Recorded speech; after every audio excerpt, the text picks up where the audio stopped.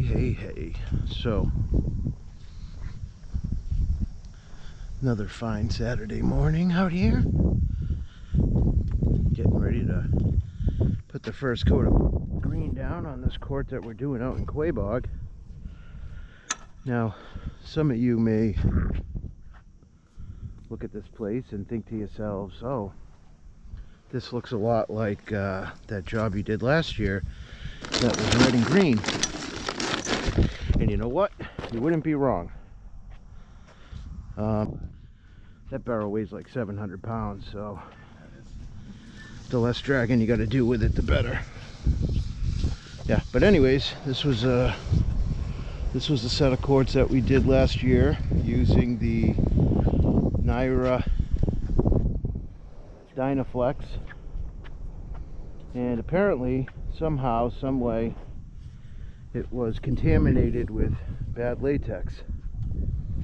At first we did the job in red and green, and as you can see from these pictures, when it was done, it looked fantastic.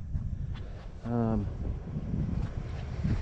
it was done, it looked fantastic, but it wound up having issues anywhere where we used the resurfacer. Now, because it was a court that we were doing with matching colors, we didn't resurface the whole thing. Thank God, you know, because we would have had a hell of a fucking problem on our hands then. But we only put resurfacer on areas where we used the right way fiberglass membrane system on the crack repair. And what wound up happening was it bubbled on all of those areas. The latex had like a adverse reaction to water and would cause like a blistering to take place, right? So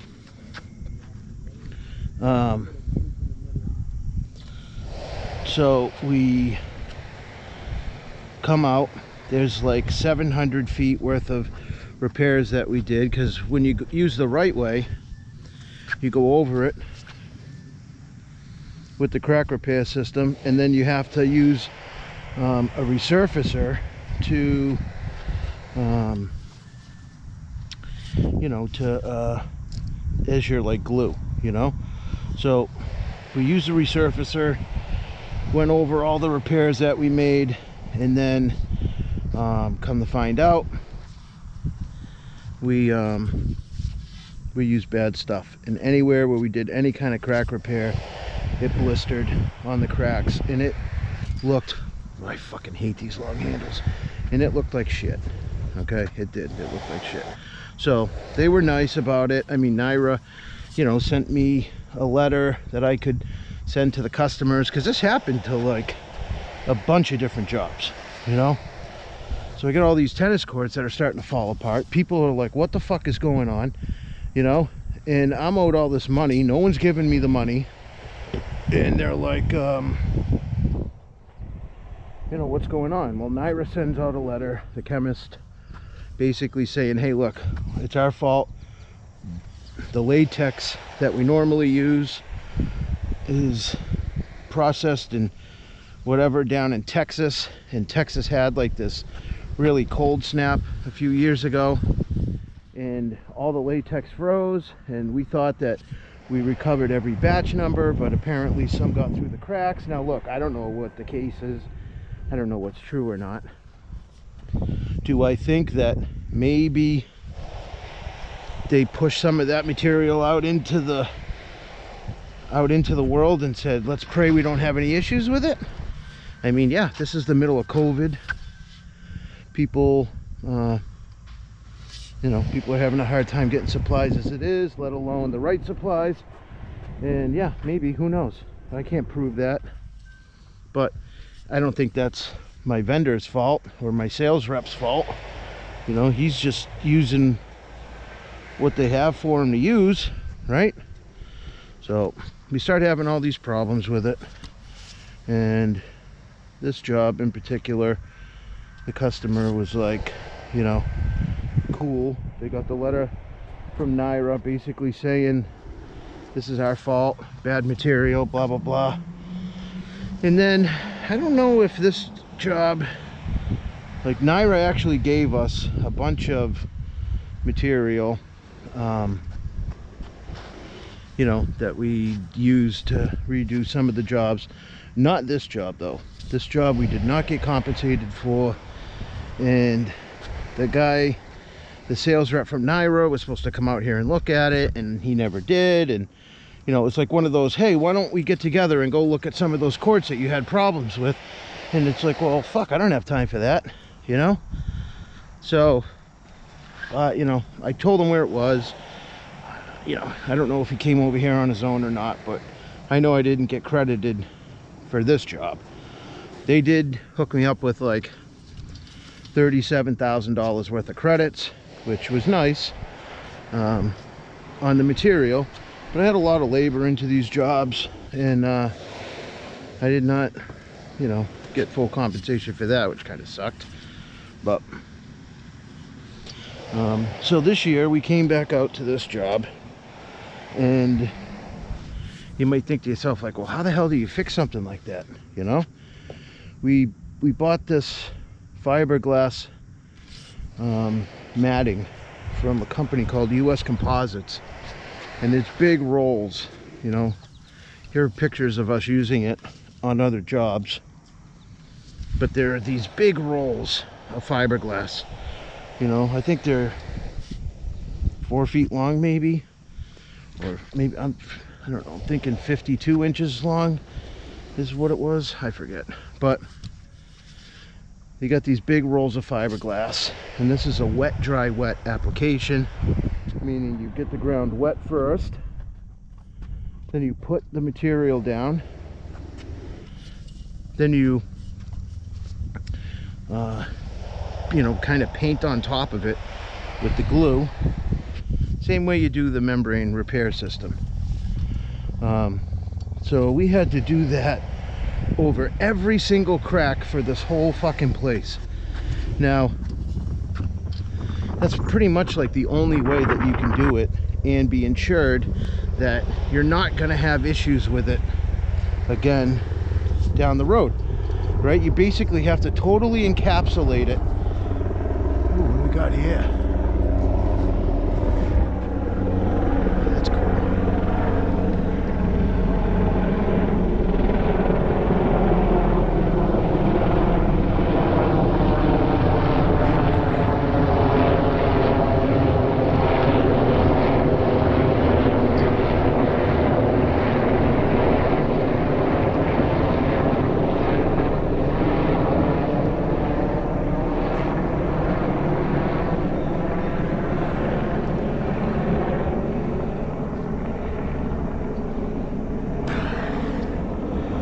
So yeah, sorry, they like helicopters. So basically what you have to do is encapsulate this whole thing so that you don't have the issues of the bubbling happening later down the road. Just because it wasn't happening all over the entire court doesn't mean that eventually it's not going to happen over the entire court, you know? So you gotta, like, you gotta fix it once, and you gotta hit it hard. In situations like this, look, you've already lost your money. You're not making money on this job, all right? But you still gotta save face. You still gotta get the job done to the very best of your ability. You don't want any more problems moving forward. So fucking grass. So, you know, you gotta be able to do the very best job, you know? And the only way that you can do that is by going over the entire thing with this composite shit. You can kind of see it. I don't know if it's translating in the camera, but you can kind of see it like through here. It kind of just looks like a netting, perforated. It holds the material, you know, and it works very well for covering up large areas that need to be repaired. I've used it on 3 different jobs now, and it is my new go-to favorite thing for extensive repair. And I gotta thank Luke Lessard from Naira for, you know, showing me how to use this product, teaching my guys how to use it, because it's definitely a game changer in the overall quality of the work that we're going to be able to produce now that we know how to work with this stuff, you know. Because a lot of times you get yourself into situations where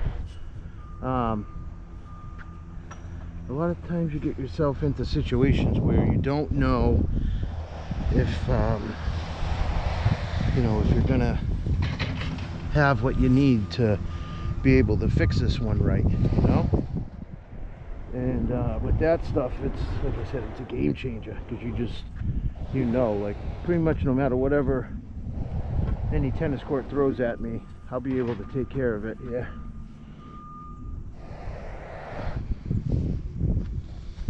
So we came back, we redid all of that, fixed all that stuff, and then it came time to talk about repainting it. And before, you know, they had the red and green, and I don't like red and green. They look good in the pictures, but they show all the tool marks. Dang it. They show all the tool marks. It's they're just hard colors to work with. And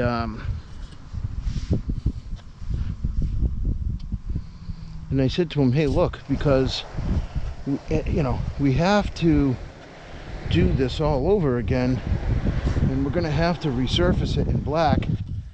If you wanted to change the color, now's the time. And I showed him some pictures of the tournament blue and the tournament green, and I said, this is what I would go with if I were you. And you know, they took me up on my advice, and you know, but then I kind of kicked myself in the ass, because I was sitting on enough material at my shop to do this job in its entirety in the colors that it originally was, you know.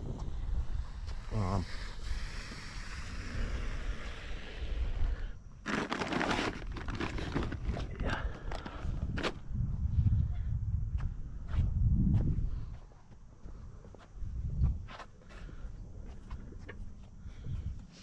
Yeah.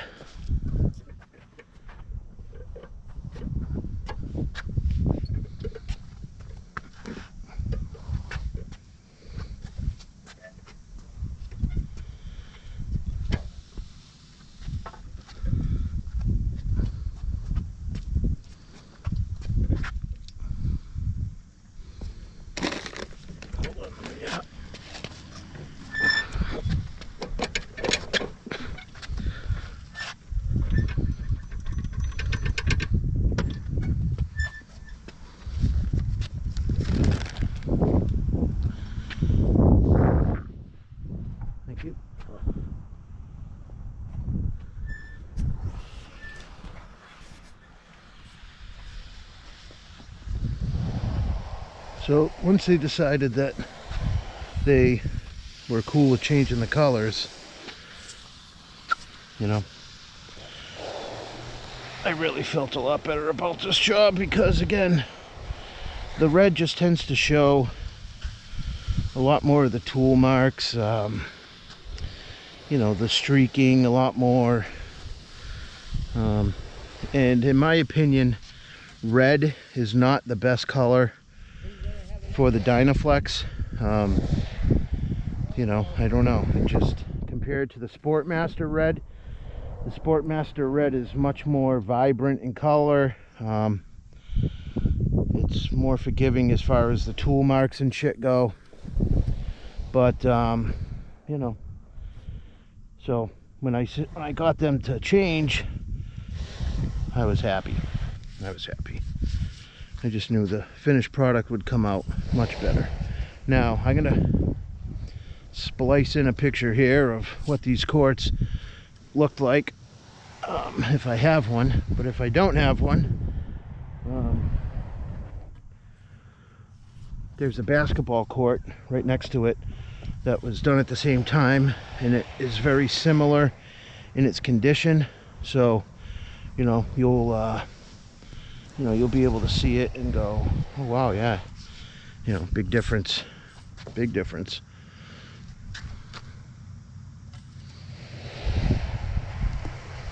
You know, if you're a seal coating company and you have never thought about doing tennis courts, in my opinion, you're leaving a lot of money on the table. Seal coating a tennis court is really no different than seal coating a driveway. You know, you got to be a lot more precise, and your technique has to be a lot more locked on, so that, you know, you're not showing tool marks and shit like that. But it's definitely not something that you have to be afraid of doing, you know. There's good money in it, mainly because there's not enough people available to do it. People say, you know, oh, aren't you worried about other companies, like, you know, jumping into the tennis court game? And it's like, no, I'm really not. I'm not really, you know. I know what it takes to do this type of work. I know how hard it is to build up a reputation, and be known for the overall quality of the work that you produce. I mean, look, it took me years to get good at doing tennis courts. You know, it's just not something that, you know, you can just teach guys. My average guy, you know, like, starts working on a tennis court one year, doing scraping, mixing, cleaning, prep work right way, but they don't get to touch a squeegee until, you know, for years, 2 years probably. Like, this season has been a very rare situation, in the sense that I picked up two guys. One was a seal coating guy, the other is just a guy who's pretty smart, who were very easily adaptable to doing this, you know. And it, you know, they do good work, and even with a squeegee in their hand, they're you know, they're kicking it out. It's looking good, you know. And I've had other guys who have worked for me, who I've tried to get them into it, or that I've started to try to work them into that, and I can tell right away, like, nah, this isn't going to be for them, you know, which is okay. Look, most of your guys, all of your guys are not going to be good at everything, right? But to survive, you need guys who are good at different things, right? So you got a guy who's good on squeegees, right? And then you got another guy who's good on mixing, and you got another guy who's good on prep and cleaning. Like, all of those guys together are going to be what makes your team strong. So, you know, if you don't, you know, it doesn't mean you're any better if you're on a squeegee as opposed to being a mixer, you know. I mean, the mixer has a lot more responsibility than the squeegee guy. You know, the squeegee guy, although it looks like it's all the God dang it, no fingernails. Oh, look at that, a little snapping turtle. Yeah, he was walking across the court. Get the fuck out of here. Yeah. What was I saying? Oh yeah, just because you're not a squeegee guy doesn't mean that you're not valuable. I mean, your mixing guy is more important than your squeegee guy, because you have to be on point with your squeegeeing, right? But you got to even be more on point with your mixing. You mix a barrel wrong by 1 to 2 gallons of extra water, and you're throwing the color off on the whole job. And you're gonna see that. And if you go haphazardly into mixing and just think that, oh, it's, you know, ratios don't matter, mixes don't matter, recipes don't matter, then you're fucked. You're fucked. It'll look like shit. And that's what you don't want. I don't want it to look like shit. I want it to be its very best. So yeah, it's like, it's not a status symbol being a guy who's on the squeegee crew, you know? But mixing guys have a lot of responsibility, you know, because they have to keep the guys on the squeegees fed with material, you know? So they're constantly mixing, constantly, you know, running, checking inventory, making sure that there's going to be material for those guys when they need it, because not so much on the first coat, but if you're on your second coat and you run out of material and your guys running their beads go dry, then you're in a lot of trouble, because chances are you're going to wind up doing a third coat, because you're going to see the lines from where you stopped, you know. Now, technique is everything when you're doing this. It's mainly making sure that your lines are straight. Now, as I pull this, you might see you get some of these lines, you get high lines on the top there. Depending on how thin those are or how thick, sometimes they just relax and you don't see them at all. Other times they're too thick to relax. So you have to be cautious of what you're doing. Like, see, this is another perfect example. This is shit that got pulled up onto the court when they were doing resurfacer. Nobody bothered to stop and pick it out. And if you just go over stuff like that, when it dries, it's gonna look like crap, you know? But you're all about keeping your line straight. When you get to your edges, that's when it's hard. That's where most guys have the issues, you know, because you want to have, you got to bring your material all the way to the edge. You know, if I not keeping this line straight and I had like a wave in it, you know, like a dip, when this dries, you're going to notice that there was a dip there. So keeping your bead straight, keeping your line straight, all of that stuff is hugely important. Now, I have a little technique where I can come right up to the edge. I have a lot of material on my blade. I let it hold for a second. That material drips off, and then you pull it and it's covered. When you get over to the edge over here, there's a way to turn the blade. See, as I turn it, the material comes right to the edge of the blade, and then you pull it. Now that's the hardest part of doing this, and the worst part of doing tennis courts is being on these edges where you're in these confined spaces, because it goes a lot slower. Now we're about to break out here into the this big area right here, and that's when you're going to notice things start to go a lot faster. You know, another thing is you don't want too many starts and stops. So as we get to round this corner here, I'm going to show you how we do it, so that you know, you don't see the starts and stops. The idea is to do this as one continuous coat. If you stop for any reason, you're going to see that break. You're going to see that break.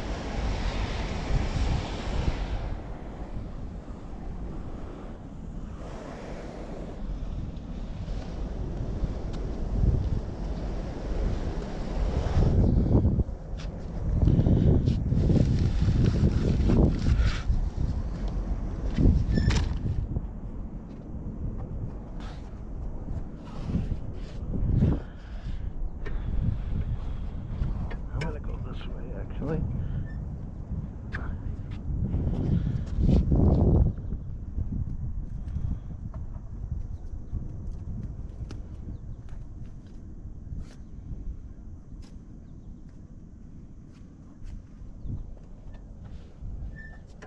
willing to recoat your court for free.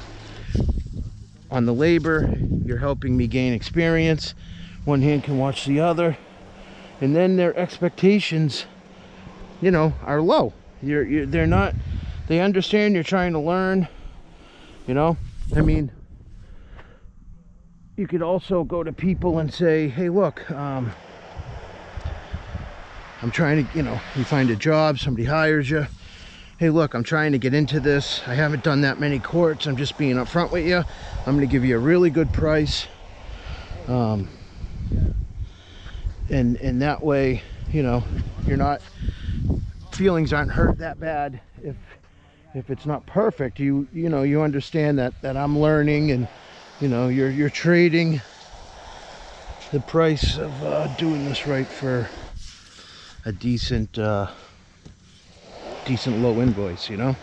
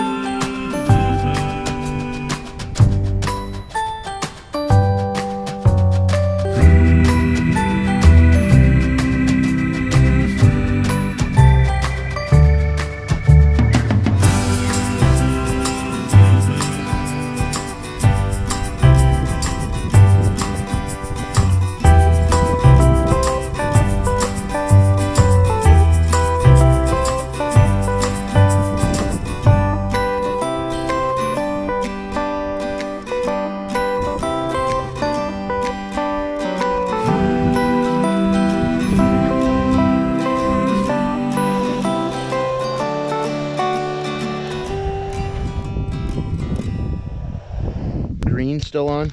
Oh, no. No.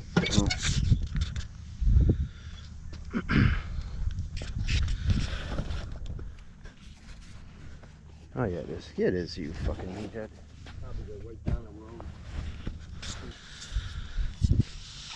Material goes pretty far. I mean, you buy it as a concentrate. So, one 55-gallon bucket or barrel, once it has been mixed with the proper amount of water and sand, will yield you 2 55-gallon drums. And I mean, the way it looks like, we're going to be able to get both coats done with probably about 2.5, maybe 3 full barrels. So that's only 1.5 barrels of concentrate. A barrel of concentrate costs, you know, depending on who you are, anywhere from, you know, $500 to $900 a barrel, you know. Now that $500 to $900 a barrel is good, because you look at shit like this and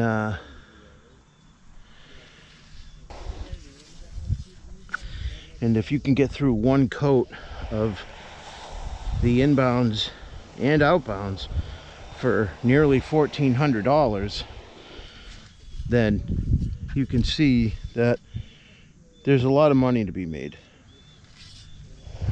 But, you know, the level of quality has to be much higher. This is not a driveway, all right? This is not a parking lot that you can just fly through and then, hey, if I have problems, I can go back with some more sealer and hit it. Like, no, that's not the case. That's not the case at all. So your first coat you can tend to be a little sloppy on, but your second coat you got to be perfect on, you know, because anything that you do winds up showing. Now I think I got some pictures here. I did this, we're doing this other job, the one that we're gonna go stripe when we leave here, and it looked like okay. The first coat looked great, and then it wasn't drying. We had a half a sealer wheeler full. A sealer wheeler is that barrel that you see them bringing over here with the material. We had a half a sealer wheeler full, and we tried to leave the material in the sealer wheeler overnight. Fucking A. We tried to leave the material in the sealer wheeler overnight, and what happened was it like all the heavy stuff, so the pigment, the sand, all of that stuff went and sat on the bottom. Okay, so when we came back the next day and we went to put it down, I started to notice like it was looking white. Just didn't look right, you know, and it just didn't look right, you know. And but I was committed at that point. I had to finish it, and it was just as I thought. When I came back the next day, I could see that the pigment had basically washed out of it. It looked very, it was supposed to be a dark green. It looked much lighter, like almost like like streaks of white in it. That's the sand. And the only areas where it was really dark was areas where I left the pigment. Areas where I poured my pour, you know, and the pigment settled. So the customer didn't say anything. I went back the next day to do the second coat of blue, and I just did not like the way that it looked. So I called the customer and I said, hey, look, you know, the blue's all done, it looks great, but I don't like the way the green looks. I'm not trying to drag this out any longer, but I need to do another coat of green. And he said, oh, what aren't you happy with? With how rough it looks? And I'm thinking to myself, like, no. Like, are you kidding me? Look at the color of that, you know? And the guy's like, okay, you know, like, thank you for taking the extra step and making sure that everything is perfect. And I'm thinking, like, Jesus, did I even have to do this other coat? But I did, because I knew that it didn't look right, you know? And those are the things that you got to be careful. You got to be ready. Where you get a coat down, something happens, it gets too cold, maybe there's an area in the shade, and then it rains and washes out. You got to be like, you got to, number one, have material on site to be able to deal with it right then. And you got to know, you know, when it's time to fall on the sword and put another coat down, you know? Because at the end of the day, most of these jobs, these people are paying a lot of money. So you want it to be as perfect as possible, as much as the situation will dictate,